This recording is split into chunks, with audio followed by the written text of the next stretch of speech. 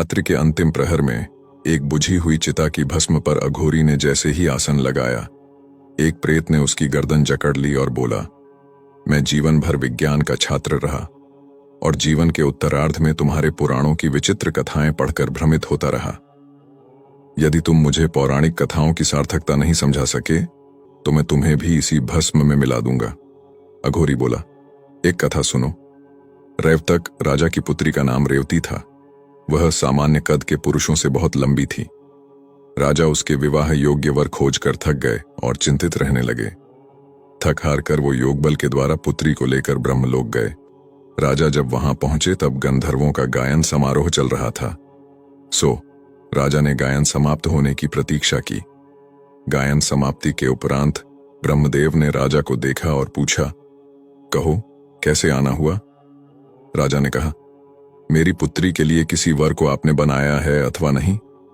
ब्रह्मा जोर से हंसे और बोले, जब तुम आए तब तक तो नहीं, पर जिस कालावधि में तुमने यहां गंधर्व गान सुना उतनी ही अवधि में पृथ्वी पर 27 चतुर्युग बीत चुके हैं और 28वां द्वापर समाप्त होने वाला है।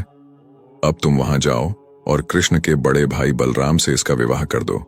अच्छा हुआ कि तुम रेवती को अपने साथ लाए, जिससे इसकी आयु नहीं बढ़ी।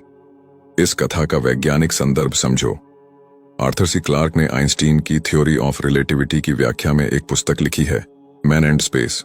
उसमें गणना है कि यदि 10 वर्ष का बालक यदि प्रकाश की गति वाले यान में बैठकर एंड्रोमेडा गैलेक्सी का एक चक्कर लगाए तो वापस आने पर उसकी आयु 66 वर्ष की होगी, पर धरती पर 40 लाख वर्ष बीत चुके होंगे।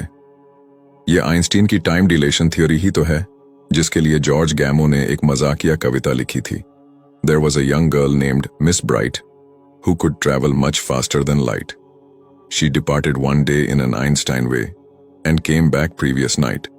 प्रेत यह सुनकर चकित था, बोला, यह कथा नहीं है, यह तो पौराणिक विज्ञान है। हमारी सभ्यता इतनी अद्भुत रही है, अविश्वसनीय है। तभी तो आइंस्टीन पुराणों को अपनी प्रेरणा कहते थे। अघोरी मुस्कुराता रहा और प्रेत वायु में विलीन हो गया। हम विश्व की सबसे उन्नत संस्कृति हैं, ये विश्वास मत खोइए।